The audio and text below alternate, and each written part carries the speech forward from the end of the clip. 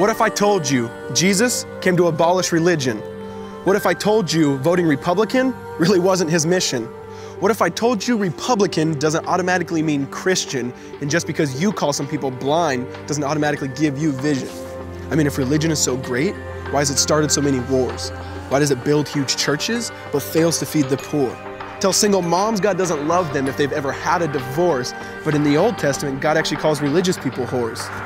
Religion might preach grace, but another thing they practice. Tend to ridicule God's people. They did it to John the Baptist. They can't fix their problems, and so they just mask it, not realizing religion's like spraying perfume on a casket. See, the problem with religion is it never gets to the core. It's just behavior modification, like a long list of chores. Like, let's dress up the outside, make it look nice and neat. But it's funny, that's what they used to do to mummies while the corpse rots underneath. Now, I ain't judging, I'm just saying, quit putting on a fake look. Because there's a problem if people only know that you're a Christian by your Facebook. I mean, in every other aspect of life, you know that logic's unworthy. It's like saying you play for the Lakers just because you bought a jersey. See, this was me too, but no one seemed to be on to me. Acting like a church kid while addicted to pornography. See, on Sunday I'd go to church, but Saturday getting faded, acting if I was simply created to just have sex and get wasted. See, I spent my whole life building this facade of neatness, but now that I know Jesus, I boast in my weakness. Because if grace is water, then the church should be an ocean. It's not a museum for good people, it's a hospital for the broken. Which means I don't have to hide my failure, I don't have to hide my sin. Because it doesn't depend on me, it depends on Him. See, because when I was God's enemy, and certainly not a fan, He looked down and said, I want that man. Which is why Jesus hated religion, and for it He called them fools. Don't you see so much better than just following some rules? Now let me clarify. I love the church, I love the Bible, and yes, I believe in sin.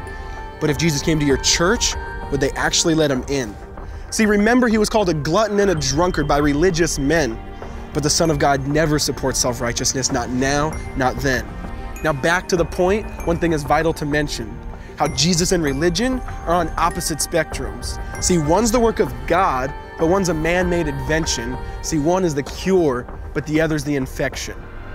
See, because religion says do, Jesus says done.